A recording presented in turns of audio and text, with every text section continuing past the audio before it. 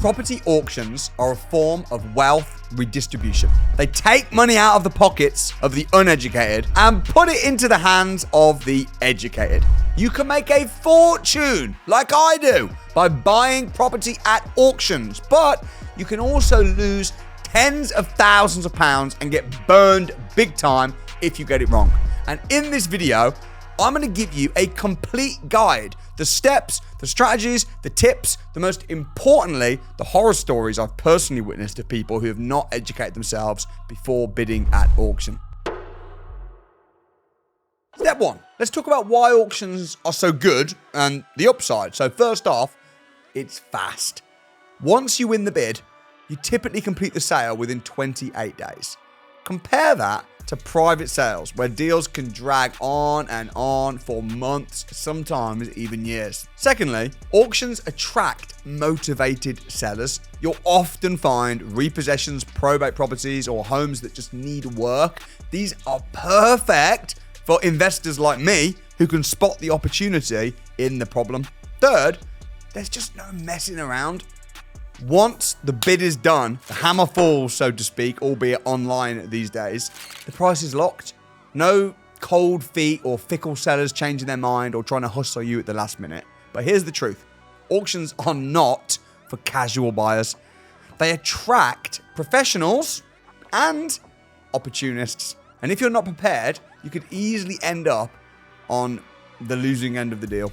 Sometimes the winner at the auction is actually the loser. So next, step 2, let's break down exactly how auctions work. There are 3 main types of auction. Number 1 is there's traditional auctions.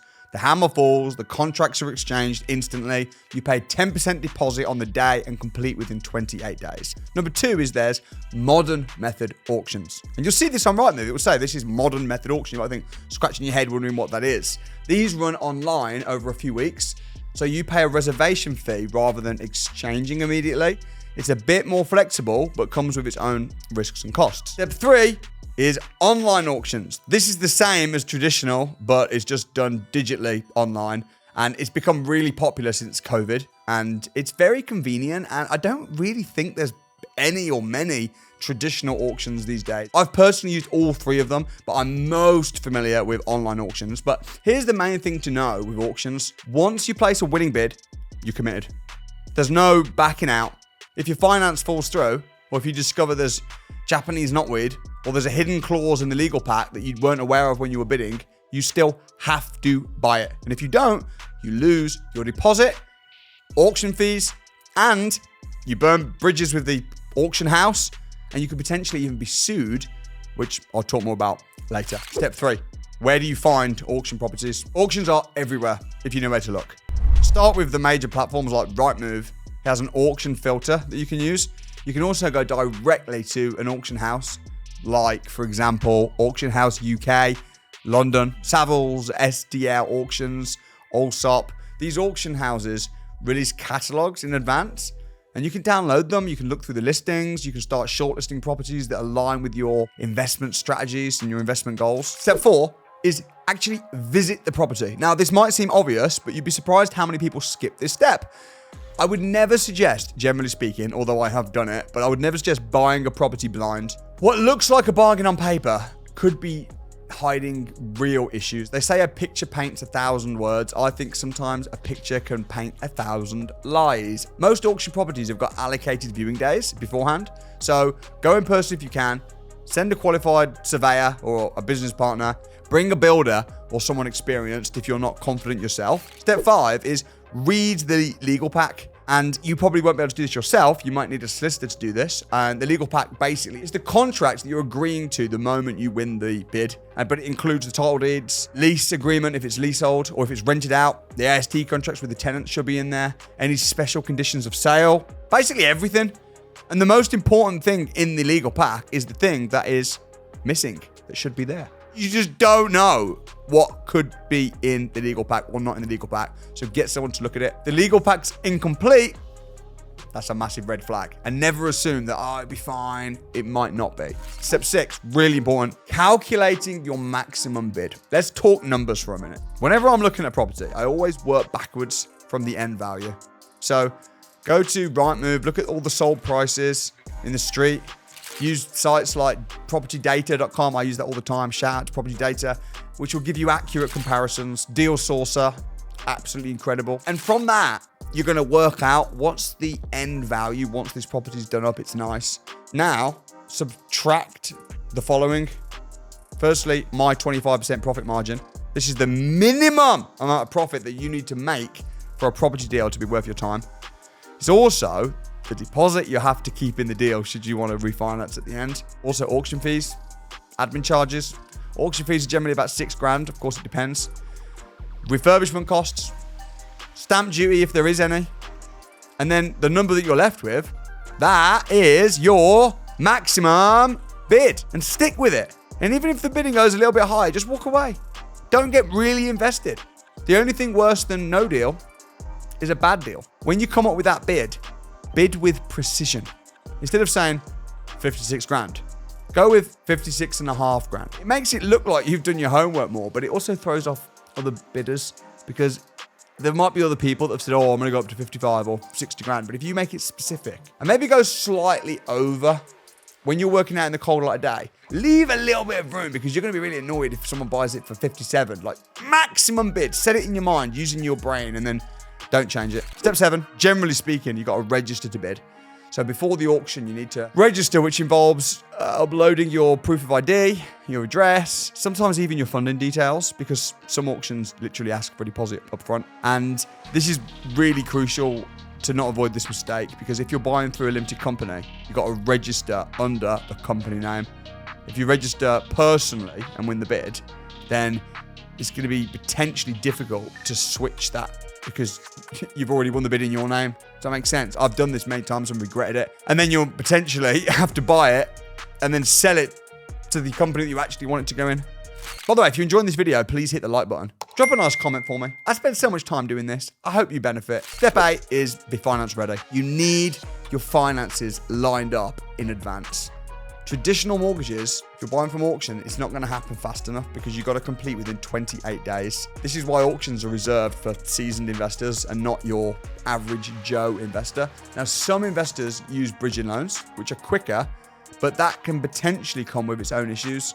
You can also get a hunter's license. So if you've got equity in your own home, you can get a hunter's license from a bridging company, which means that you're borrowing against your home and the money can just be there ready in advance. Or you can buy cash, but don't bid and then think, right now I'm going to apply for a bridging company. Do you know any bridging companies? Have you got relationships? No, but I'm sure I can. Nah, you've got to be ready for business. Step 9, which is actual on the auction day, bid smart.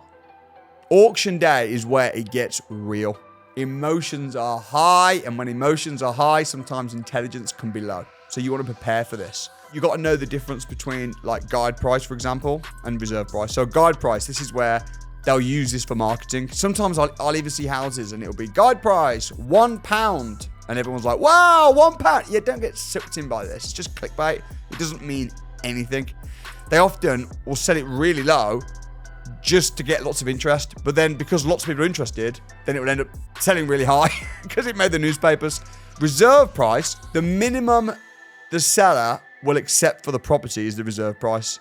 And if the auction fails to meet this number, then there's no sale. And this price is only known by the auctioneer and the seller, but it's not supposed to be within 10% from the guide price. Purchase price, this is obvious. This is just the amount that you buy the property for when the hammer falls, so to speak. And auctioneers are trained to like ramp up the energy at live auctions. But even if you're online doing it, like just be careful of things like fake bids. I've literally been to auctions back in the day that were live and they'll say, yes, lady in the yellow dress. And they'll just be pointing to people that don't even exist.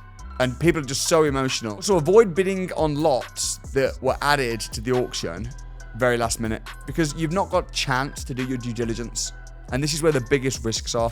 Step 10, this is like after the auction. If you win, you'll pay your 10% deposit straight away. You'll sign the memorandum of sale or whatnot, and the remaining 90% is due generally within 28 days. Get your insurance sorted immediately and get your solicitor working on completion.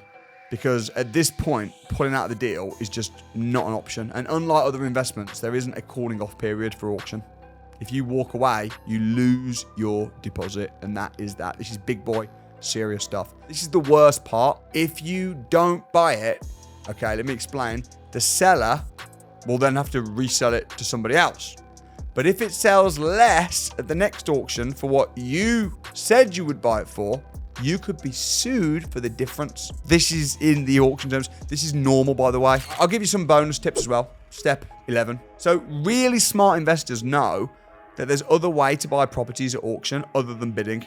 Now, this hack has genuinely made me hundreds and hundreds of thousands of pounds over the years. This is buying pre-auction and post-auction. This is utilizing auctions but not going down the traditional route. Pre-auction offers are one of the best strategies that I know in securing deals. Remember, sellers at auctions, they're motivated. And if you approach them before the auction and offer their reserve price or even the guide price, they might just accept to avoid the uncertainty and the fact that they're scared that it might not sell at all at the auction. So that's pre-auction. Next is post-auction. Properties that don't sell at the auction, they get a black mark, effectively, the next time they're listed for auction. This property's previously failed to sell at auction. Now, this isn't great for sellers, and it can make the property almost a bit of a mucky, hard-to-sell property because it just fails to sell. As a result, if a property doesn't sell at auction, sometimes they're pretty desperate after it doesn't sell. So you can then swoop in and get some seriously good deals at this point. Next, final hack, and this is something that many of my academy members are doing at the moment, and it's incredible, and this is underwriting deals. That means you can guarantee to buy the property for a certain amount, say £70,000, but let it go to auction. And if it sells for more, you can split the difference with the seller, meaning that it gives them peace of mind that they know they're going to get a sale, but also it gives you a chance to profit. So these are just some of the lessons that I've learned from auctions. This is an overview of auctions. I hope you found this video helpful. Auctions can change your life as a tool to getting deals, but only if you respect the process. Be prepared, do your homework, build your team, and treat every deal like it could go wrong, because sometimes it will. You got to look at the best case, worst case, likely case. That's what you should always do before making a decision. Take massive action, but look at the best case and the worst case. Now, if you want to learn more about property investing, I'm putting on a training day, and I'd love to see you there. And I want you to do this. What's the best case? If you come to my crash course and spend a full day with me, what's the best case? Well, the best case is I'm going to get to know, we're going to hit it off, and you're going to end up becoming a multimillionaire, all right? What's the worst case? Worst case is you'll come down and you'll go, oh, I didn't really enjoy that day. That was a waste of a day. Okay, that's the worst case. What's the likely case? The likely case is you're going to come spend a day with me. You're going to learn some really good things, and it's going to help you in your next property deal. So in that case, do you know what I would suggest? Take action. Come down to the crash course. I'll leave a link in the description, and I look forward to helping you build your property portfolio. Thanks so much.